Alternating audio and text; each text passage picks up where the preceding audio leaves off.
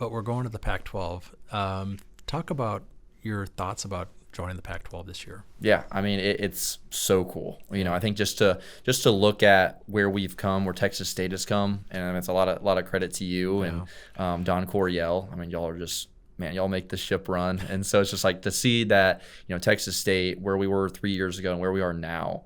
I mean, just what an opportunity that is. And to see the competition that we're playing against, to see the places that we're going. And, I mean, man, I'm so excited. What road game are you looking forward to the most? All the road games, to be honest. But that's the politically correct answer. It is. Yeah, don't create any bulletin board material.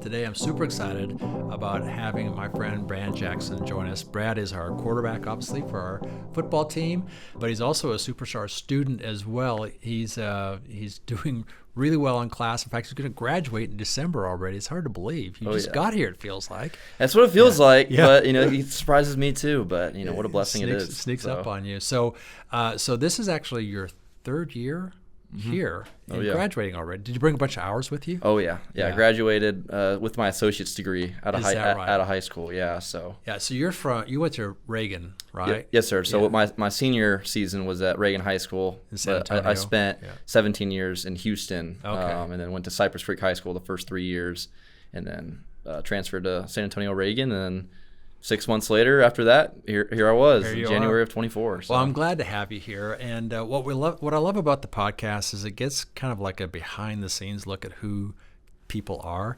movers and shakers on the university. And so let's start talking about your background, how you got here, and then we'll talk about current stuff that's happening here as well. So grew up in Houston, and so tell me about your parents.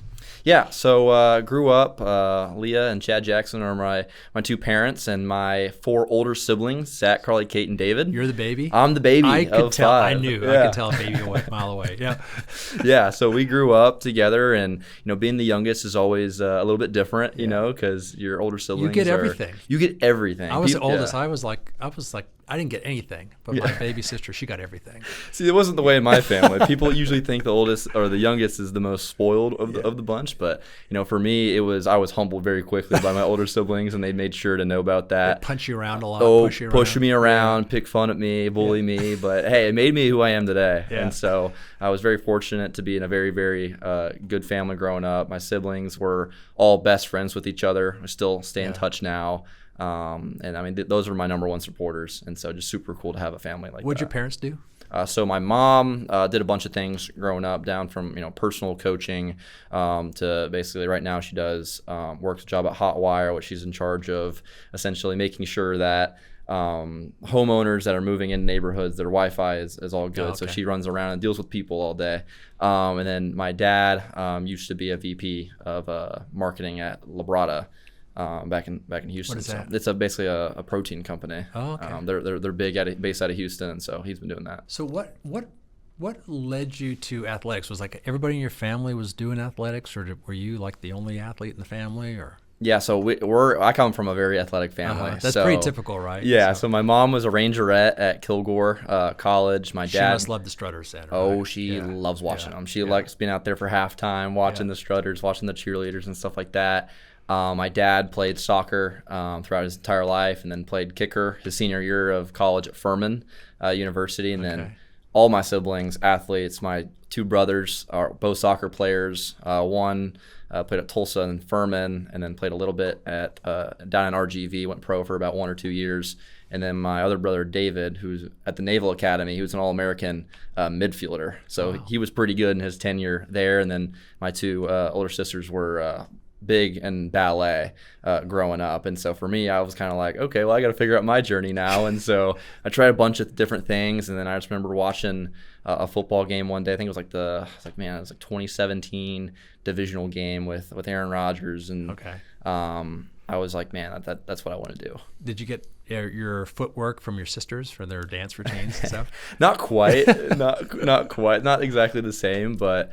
Fun fact, I actually did do ballet for a year. Did you really? Back in like second grade, I think. So I did that, but then quickly I looked around. I was like, I don't know if this is my gig. Yeah. Now I'm imagining a whole new future for you. It could have been like ballet and dance? Probably so on, not. tap. Probably not. That's funny. So how old were you when you started playing football? So I started playing football when I was in second grade. So I was 8 years old. Oh, that young. 8 years old, yeah. So started playing flag football. I remember coming up to my mom one day. I was like, hey, like, well, I want to play football. Like, this seems like it's fun. And so she didn't want me to, go right into tackle football. She wanted me to, as a parent, you're very concerned about your child's health. So she put me into flag football at the YMCA to start off. And I remember I showed up to my first practice and I was throwing the ball around with my coach and I was like the first one there. And he was like, hey, you ever thought about playing quarterback? I was like, no. He's like, well, you're going to be our quarterback. I was like, all right. And then I look up 12 years later and here we are. Still, right? So very early the quarterback. Was there a moment like in high school when you said, oh, wow, this is actually kind of working and maybe I do have a future here beyond high school? For me, it was very gradual. My dad was very involved in the recruiting process for me. I wanted to get my name out there on, social media and stuff like that. But very, it was kind of throughout middle school and then high school as well. I kind of felt like, okay, like I can do something with this. And obviously I was very under-recruited throughout high school. And then eventually just, slowly but surely throughout my junior year, ended up getting a couple offers and just kind of started picking up momentum from that point forward. And then, ended up getting my 10th offer here to Texas State. And then very quickly it kind of hopped on that train. So walk us through. I don't think people understand what it's like to be recruited as a high school student. So walk us through kind of like the process. And I'm sure it's changed a little bit in the last couple of years, but you're so new at this. It's probably you came here this is your third year here. So it was just a few years ago. Walk us through that process. Like you're an 11th grader and a 12th grader and all of a sudden you're getting phone calls, text messages, letters. Yeah, all the above. It used to be just letters and now it's like everything, it's everything now. I think right now, especially, it's social media has such a big presence in recruiting. And, for me, it's like you look at me, walk through, walk into a room or, go on the football field at like a camp or something. There's not many, I'm not turning many heads by my physical stature. Like that people, like quarterback. The prototypical 6'5". 230 pounds, can throw it over the mountains. It's like, I'm just not that, prototypical, stereotype quarterback. And so for me, it was very tough early on. I had to very much, it was like, all right, I'm already at a disadvantage here. So how can I take the edge on my competition or the guys that I'm competing with in my class and whatnot? And a big thing about that was, all right, I got to work harder than everybody else, working harder than everybody else, being just a very stand-up guy off the field, making the right decisions, because that stuff matters to college coaches. They ask everybody about you. It was funny. We were doing Bobcats and Bubbles last night. Coach Kenny was sharing stories about how he recruits kids, and I mean they talk to everybody. They talk to every coach you've ever been with, your family, the people you've played against. Like it's everybody. And so when you have a good rapport off the field, it goes a long way. Well, I think especially in the quarterback position, it tends to be the marquee position and like the face of the football team, and they're investing a lot of not just money but also time, energy, and also themselves. Like if you're going to put someone out there, and if that person, crashes and burns, it reflects poorly on the coach. So that's why they probably spend so much attention, especially on the quarterback, to make sure they're getting the right person. Exactly. Yeah. There's only one quarterback at a time. Yeah. Like receiver, you can have 4 receivers on the field at one time. Yeah. Quarterback, there's one guy that's running the show. And there was a quote by I think Brett Favre. He was like, if you have more than one quarterback, you don't have any. You don't have any. So for a college coach, there's a lot of that pressure. Like you gotta be able to find your guy. You're going through the process, and people are reaching out to you and saying, hey, we'd like you to come visit. And so tell us about the recruiting visit. Like there's unofficial visits and official visits, and tell us about some of your experiences doing that. Yeah, so I took very little visits. I think I took maybe like 4 unofficial visits, or maybe like 4 or 5 unofficial visits in my time. I think it was like Rice was one of them, OK State, obviously here at Texas State, Louisiana Lafayette. And all those schools, it's like, they kind of, try to market you kind of like, oh man, we think you'd be a great fit here. And they show you all the highlights and all the accomplishments that the schools have done. And you can kind of feel it a little bit like, okay, either I'm wanted here or I'm not. And that's kind of where you're like able to really decide, okay, this is something I want to go forward with or something I don't. But when you spend time with the coaching staff and get to really get to know them personally and actually like sit down and have conversations, you can tell a lot about their intentions. It's an interesting process, and I think about this for people who are applying for jobs. You're applying because you want the job, but they're also wanting you to want the job. So they're trying. So when I'm interviewing people, I spend most of my time trying to sell Texas State, and the same thing's happening with a coach and a player. Like, he's trying to sell what we have here, but you're also trying to sell yourself, right? And so it's like a little bit of a dance there. You're both trying to sell to each other. Exactly, yeah. And I think that was always the awkward part in recruiting, when like there was like a college coach super high on you, and you're just like, I don't have the same energy. Not feeling it. Yeah. And so they're just trying to reel you in, and you're just not biting, not taking. Or vice versa, like you really want to go there, and they're going, yeah, we got like 6 other guys here. Plenty of that as well. Oh yeah. Exactly. So what happens at some point, Coach Kenny, or who was recruiting you? Was it Coach Kenny? Or so Coach Leftwich, Leftwich was the first Coach guy that I met with the new staff. So they call and they say, hey, we want you to come to Texas State. How does that feel? It felt really good. Yeah. I think my first encounter with the new staff was Coach Leftwich showed up to one of my spring practices when I was still at Cypress Creek my junior year. It's a big deal. They show up on your school. Oh, right? Yeah. And so they watched me throw, and I remember him telling me, like, hey, like, if it was up to me, I would have offered you, but we got to let you throw in front of the head coach. And so, like, when you hear that as a recruiter, it's like, man, like, I don't want to drive to San Marcos. It's 2.5 hours away. Like, I don't know if I want to do that. And at the time, I knew nothing about the new staff. I knew nothing about what they did previously, at UIW. And so I was just kind of looking at Texas State like, I don't know if that's where I want to be. Was this a new staff then? So I'm trying to get the timing. So we just hired them? So, yeah, this is March of 2023. So they've been in office for like 3 months. So they hadn't had a season under their belt. Exactly. So you're like, who are these guys? Yeah, exactly. So I'm just like, hey, by the way, I'm thinking the same thing. Like, who are these guys? I hope it works. Yeah, and so it was kind of weird for me. I was like, I know nothing about. They don't have.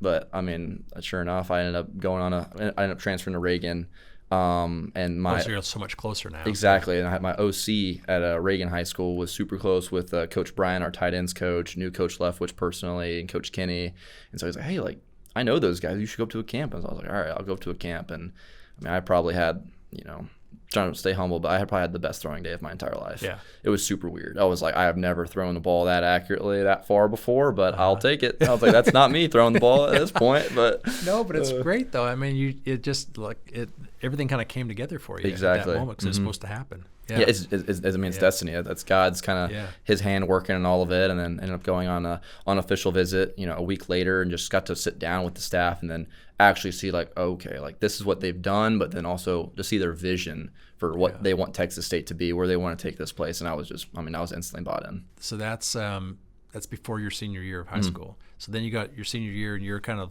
are you already in, like you're committed to Texas State? Yeah, so I committed June of 23. Okay. Yeah, so going into my senior year, I was already committed, yeah. And so then it's kind of, do you have kind of like senioritis as a football player in high school, like you're already thinking about college, or are you still locked in on the season? Yeah, you're definitely I think for me, I was definitely locked in because I was at a new school at the time, and so I had to prove myself to those guys, and I had a lot of adjustments and new relationships to be made, and I had a great time at Reagan, and I think people always talk about, are you scared about missing prom? I'm like, no, man, I get to play football at Texas State, like that's gonna be awesome, and so I ended up early gradding in January of 24.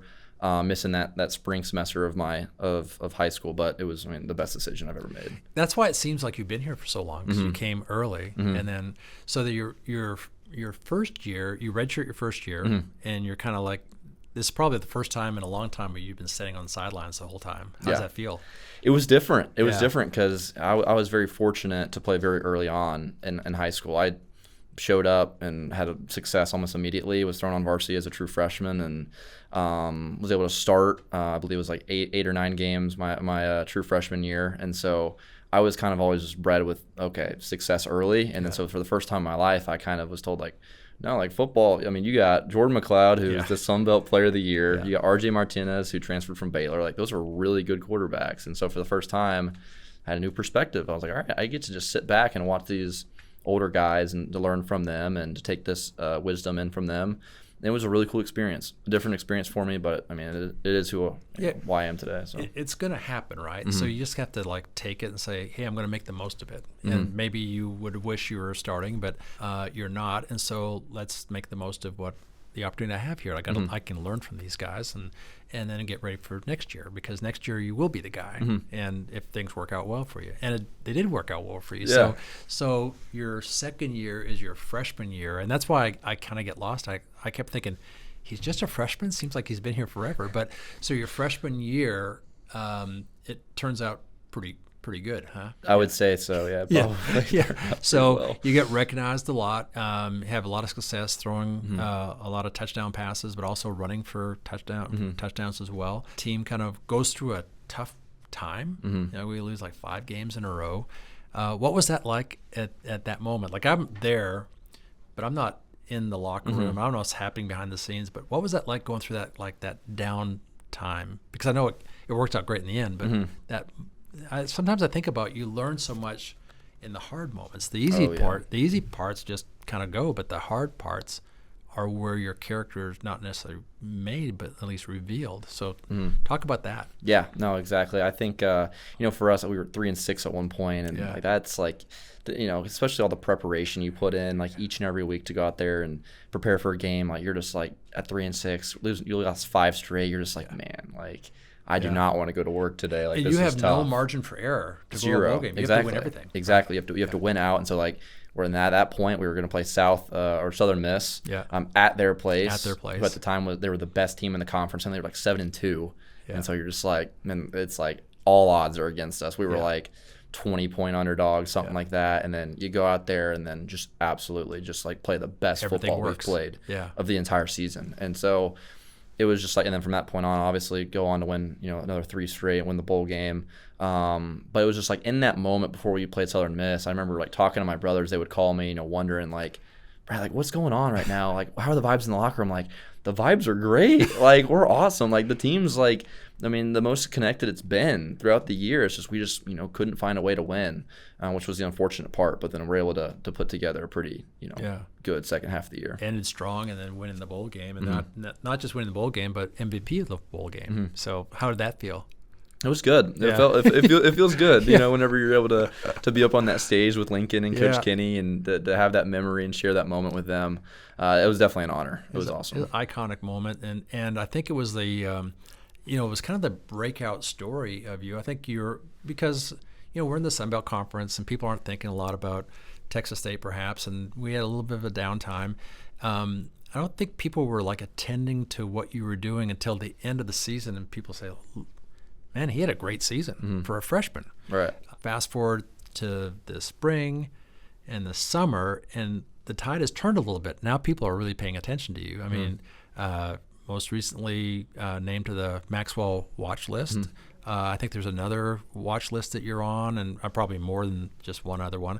But people are now seeing you as probably one of the best quarterbacks in the country. That must come with a little bit of a weight on you, right? Because before, like, people aren't really paying attention to you, and now they are. Is it pressure heavier, or do you think about this a lot? Not really. Yeah, no, good. No, I don't. Not at all. Yeah. I think. I mean, it's an incredible honor. To be those things. To be mentioned on those watch lists. But for me, my why is so much greater than doing it for an award, doing it for an MVP. Like, I get up in the morning because this is what I love to do, and I'm doing it for a lot bigger than just myself. I'm doing it for a lot of people in my life, and I'm doing it for my Lord and Savior, giving Him glory and the pleasure that He deserves. And that's why I get up every morning, and then I'm very fortunate. I'm very, very blessed with these opportunities, with this recognition, and I'm very, very grateful for it. But man, and pressure's just one heck of an opportunity. With the experience you had, it kind of builds your capacity to deal with the pressure and the outside pressure that's going around you, swirling around you now. But when you're on the field, when the times are tough and everyone's sweating, and you're facing a stressful moment on the field, you can draw on that as well, right? You know how to deal with the stress. Exactly. And so the more I always say, like, the more storms you're put through, you know how to prepare for them, you know. And so like you said before, it's the more you learn more in the storms, and it's like we had our receivers coach 2 years ago, Chad Morris, always said, like, everybody's an All-American when it's 72 and sunny, when the conditions are perfect and everything's going well, like, everybody can do it. But it's those moments where, things are getting a little bit, windy around you. Can you continue to stay focused, and you grow a lot in those seasons? Yeah. So the bowl game happens during the Christmas break. You come back to school, and now you're not playing football in the spring, but you're getting ready for spring practice and so on. Talk about the spring prep and then summer prep. Like, what does summer look like for a football player? For us, it was a little bit different this year because we had no spring portal. Yeah. So it's like whoever we got have in January, that's our team. Yeah. So that was the year before. Half the people, were thinking about going somewhere else if they didn't go somewhere else. And now what you got is what you got. Exactly. Yeah. And so that's very helpful for especially a football team who's trying to come together, because as a team, you can't be, separate units. You have to be, all collectively together and in on this thing. So be able to have that from January and then now to, here we are in August. It's been, just awesome to kind of see how we've come together. And, a lot of the off season is just a lot of running and a lot of lifting, just getting strong, getting conditioned. And then obviously you have spring ball where you're able to kind of see, okay, who you have and who can, fill these roles, who can play, who's going to step up this year. It's funny is that college football is this way, is that you really only have guys for like 4 years. Well, not 5 years now with the new rules change, but the maximum's 5 years now. In the NFL, there's a lot of consistency year to year, very little turnover. But in college football, you're turning over a lot. And we got lucky this year. You sticking around, Chris sticking around, all these guys that kind of that could have gone somewhere, decided to stay here.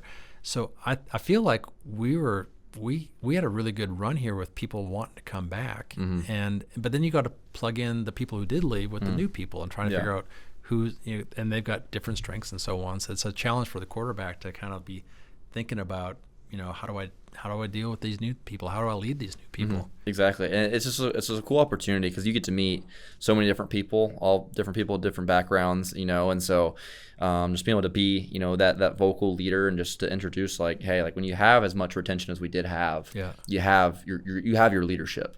That's established. You have me, you have Bo, you have Chris, you have Sully Burns on the offensive line, you have Ryan Nolan on the defensive side. So when you have that leadership in place, it's so much easier to establish a culture. So when those new guys do show up, when the new guys come in and say, this is our culture. Exactly. You're not recreating it all the time. Yeah. Exactly. Coach and I talk about this a lot. You're not building a team now, you're building a program. And the program a large part of the program is the culture. So let's fast forward now. So this year we're going to start off with Texas. Then we have 7 home games, which is pretty exciting for us. But we're going to the Pac-12. Talk about your thoughts about joining the Pac-12 this year. Yeah, it's so cool. I think just to look at where we've come, where Texas State has come, and it's a lot of credit to you and Don Coryell. Y'all are just, y'all make the ship run. And so it's just to see that, Texas State, where we were 3 years ago and where we are now, just what an opportunity that is. And to see the competition that we're playing against, to see the places that we're going, and I'm so excited. What road game are you looking forward to the most? All the road games, to be honest, but that's the politically correct answer. It is. Yeah, don't create any bulletin board material. I will tell you that the Pac-12 sent us the schedule for the coming year, and I said, man, this is a great schedule. These road games are going to be great. And then a week later, they said, no, here's the real schedule. And they completely flipped it. I said, man, these road games are going to be great. And so it's funny. I make no bones about this. So I was at Oklahoma for 20 years, and probably the worst experience I had as a fan was Boise State beating OU in the Fiesta Bowl. It's like a memory burn in my. So I can't wait to go and beat them there. So anyways, that's probably, and they can put that in the bulletin board. That's fine. But it's a friendly rivalry. Jeremiah Dickey and I are really good friends, and so it is a friendly rivalry. But I think about the places we'll be going to. They're all kind of really interesting places, and I think our fans are excited about going 100%, to these new places as well, and then welcoming them to come here. What's interesting is how many of them are saying, "I can't wait to get to San Marcos to see this place." Yeah. So, what's your favorite San Marcos place to go to? That's a great question. I think me and the quarterbacks have a good tradition. We go out quite a bit as far as going out and getting dinner, getting lunch with each other every week. Just because that group of guys is has been awesome. Yeah. But I think we go to Valentino's a lot. Yeah. Valentino's sees us a lot. Good. So that Valentino's by any pizza owned by a any great pizza alumnus, spot. and so that's great. Yeah. And so that place sees us a lot for sure. That's great.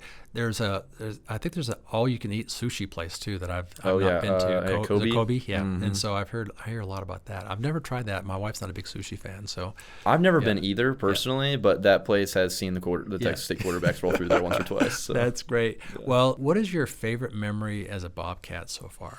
That's a really good question. And I think for me that obviously the Armed Forces Bowl, being able to win that game in Fort Worth with such a great crowd, like that's something that I'll never forget.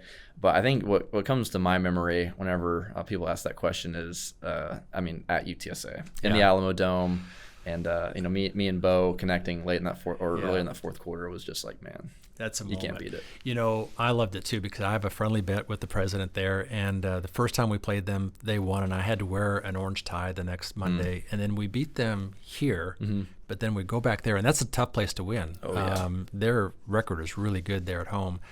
And that was probably the most satisfying Bobcat win of my career to beat them there. The bowl games were great, but that one was extra special. We have so many alumni living in San Antonio, and it's probably great for you going home as well. So, all right, Brad, you get to be the podcast host now. So viewers and listeners send in questions. I have no idea what's in there. All righty. Use your best podcast voice. Yeah. So this is a fun one. I have to think about this personally, but I am curious to hear your answer as well. Okay. What is your go-to karaoke song? Okay, I'm going to tell you my favorite story. So my wife and I have these two other couple friends that we're best friends with, been friends for almost 40 years now. And we happened to be in New Orleans doing something, and there was like a karaoke bar. So we go in there, and Beth and Liz are like professional singers. Like they're really good singers. Beth was a voice major, and Liz sings in the choir, and they're fantastic. Well, they decide we're going to sing a song. So they go in the alley, and they're singing Boogie Woogie Boogle Boy of Company C, and they're like harmonizing. You do the C and a C sharp, and they're doing all this technical stuff. And they get in there, and everyone's like, "Yeah, very nicely done," whatever. So Mickey and I just had to get up there, and we do "Hey Jude." Yeah. And at some point, he just lost the plot, and he just is holding the microphone up, but the whole bar is just going crazy with singing "Hey Jude," and that's probably it was probably one of my funnest karaoke moments because. That bar was rocking, and the two least capable singers in the world were killing it. Yeah. And the two professionals kind of bombed a little bit. Yeah. I'm going to get killed for telling that story. But anyways, what about you? You got a go-to song? That's awesome. Luckily for me, I've never been put in that situation before to do karaoke. I'm sure that moment's probably coming at some point in my life. But when I think of that question, like I usually think, all right, what song can get the people going? Yeah. And I just go to I think Billie Jean by Michael Jackson. Everyone knows it, right? Everyone knows it exactly. Yeah. It's a good beat. It's easy to sing. It's easy to remember the words, and so I think that would get the old people school going. for you. Yeah. I know. Oh yeah. Oh yeah. That's great. Thank you for everything you do for representing Texas State, both on the field but off the field as well. Thank you for spending some time with us here in the podcast and sharing your story. And I look forward to watching you compete, not just compete, but also win in the Pac-12. So thank you so much for being here. Absolutely. Thank you so much for having me. Absolutely. And thank you for joining us here at the Current as well. It's a great opportunity for us to learn more about what's happening at Texas State, the movers and the shakers that are here, faculty, staff, students, alumni who come and share their story about what it's like to be a Bobcat. Thanks so much for joining us. Until next time, State's up, everyone.